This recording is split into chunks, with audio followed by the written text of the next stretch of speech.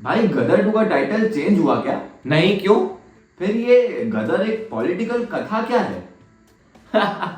वो तो सुपरस्टार सनी देओल की पॉलिटिकल करियर के ऊपर सरकाजम है। ओ, ऐसा क्या किया है उन्होंने अपने पॉलिटिकल करियर में? क्या किया? कुछ किया ही तो नहीं, यही तो बात है। बस सरकार को एक मुफ्त की सीट दी है, बस। Bro, give me the details. देख, सनी देओल अपनी फिल्म गदर 2 के सुपरहिट होने का लुत्फ ले रहे हैं। खुशी भी क्यों ना हो, फिल्म के लीड एक्टर जो ठहरे, थिएटर में दर्शक उनके डायलॉग्स पर तालियां पीट रहे हैं, सीटियां मार रहे हैं। पिछले हफ्ते रिलीज हुई गदर 2 ने बॉक्स ऑफिस पर 300 करोड़ रुपए से ज्यादा का कारोबार कर लिया है। रूपले पर्दे से इतर सनी देओल, जिसका असली नाम अजय सिंह धर्मेंद्र देओल है, की एक और पहचान है। वह पंजाब के गुरदासपुर लोकसभा सीट के लोगों की नुमाइंदगी करते हैं। इस रोल में सनी देओल सुपर फ्लॉप साबित हुए हैं। सिंह ने भारतीय जनता पार्टी के टिकट पर 2019 में चुनाव जीता था। हालांकि वह सांसद में कभी कभार ही दिखे। 17वीं लोकसभा में अब तक हुए 12 सत्रों में सनी देओल ने सिर्फ एक ही सवाल पूछा है। उन्होंने सांसद निधि से भी बेहद कम खर्चा किया है। तो तू कैसे कह सकता है कि सनी देओल पॉलिटिक्स वाले करियर को सीरियसली नहीं लेते थे? सीधी सी बात है, देख, बतौर सांसद सनी देओल की गंभीरता का अंदाजा इस बात से लगाएं कि हाल ही मॉनसून सत्र में विपक्ष अविश्वास प्रस्ताव लाया। सनी इस दौरान संसद में नजर ही नहीं आए। वह अपने फिल्म गदर 2 के प्रमोशन में लगे रहे। 3 दिन तक अविश्वास प्रस्ताव पर चर्चा चली और फिर वोटिंग हुई। बीजेपी ने अपने सभी लोकसभा सांसदों के लिए व्हीप जारी किया। सनी ने उसकी भी धज्जियां उड़ाई और पूरे सत्र से गायब रहे। दिल्ली सर्विस बिल पर वोटिंग में भी हिस्सा नहीं लिया। इसके अलावा इस बात से भी अंदाजा लगाया जा सकता है कि सनी देओल पॉलिटिक्स को लेकर सीरियसली नहीं थे। पीआरएस लेजिस्लेटिव रिसर्च डेटा के अनुसार सनी देओल ने लोकसभा की एक भी चर्चा में भाग नहीं लिया था। नेशनल लेवल पर हर सांसद ने औसतन 42.7 डिबेट्स में हिस्सा लिया है। सनी के राज्य पंजाब में सांसदों के बहस में भाग लेने का औसत 35.1 है। चर्चा तो दूर की बात है, सनी ने पिछले 4 साल के कार्यकाल में बस एक सवाल पूछा है। 3 मार्च 2020 को सनी देओल ने नदियों में अवैध रेत खनन से जुड़ा सवाल पूछा था। उनकी तुलना में राष्ट्रीय स्तर पर हर सांसद के करीब 191 सवाल पूछे। राज्य स्तर पर यह औसत 100 सवाल का है। फिल्मों में तो सनी देओल पिता धर्मेंद्र की तरह एंग्री हीरो की तरह हिट रहे हैं, फिर पॉलिटिक्स में ऐसा क्यों? फिल्मों की तरह बतौर सांसद भी सनी देओल का रवैया अपने पिता और अभिनेता धर्मेंद्र से ज्यादा अलग नहीं है। धर्मेंद्र 2004 में बीकानेर से लोकसभा सांसद चुने गए थे।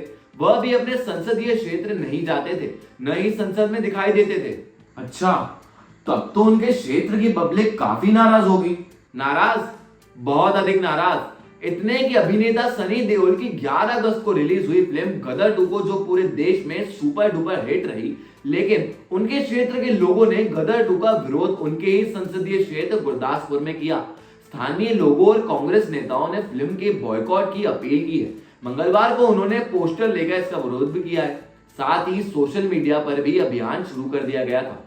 इससे पहले गुरदासपुर में सनी देओल के लापता होने के पोस्टर भी लगाए गए थे। युवाओं ने कहा कि सनी देओल फिल्म के प्रमोशन के लिए अमृतसर श्री दरबार साहिब गए थे, लेकिन 30 किलोमीटर दूर अपने लोकसभा क्षेत्र गुरदासपुर में कदम रखना मुनासिब नहीं समझा। उन्होंने केंद्र सरकार से अपील की कि ऐसा कानून बनाया जाए कि अगर कोई सेलिब्रिटी राजनीति में आता है तो उनकी सदस्यता रद्द की जाए। गुरदासपुर में स्थानीय प्रदर्शनकारियों का कहना है कि वो खुद को पंजाब का बेटा कहते हैं, लेकिन उन्होंने कोई विकास कार्य नहीं किया है, फंड आवंटित नहीं किए हैं। इसके साथ ही वो यहाँ केंद्र सरकार की कोई योजना भी नहीं लाए हैं। अगर वे काम नहीं करना चाहते हैं तो उन्हें इस्तीफा दे देना चाहिए। हालांकि ऐसा पहली बार नहीं हो रहा है। इससे पहले भी कई बार सनी देओल के लापता होने के पोस्टर पठानकोट और गुरदासपुर में लग चुके हैं। बात तो सही है, सिर्फ नाम के लिए सांसद बनना अच्छी बात नहीं। नाम से याद आया कि अभी हाल ही में उनके नाम से मशहूर मुंबई में उनके बंगले की नीलामी होने वाली थी। हाँ, होने वाली थी।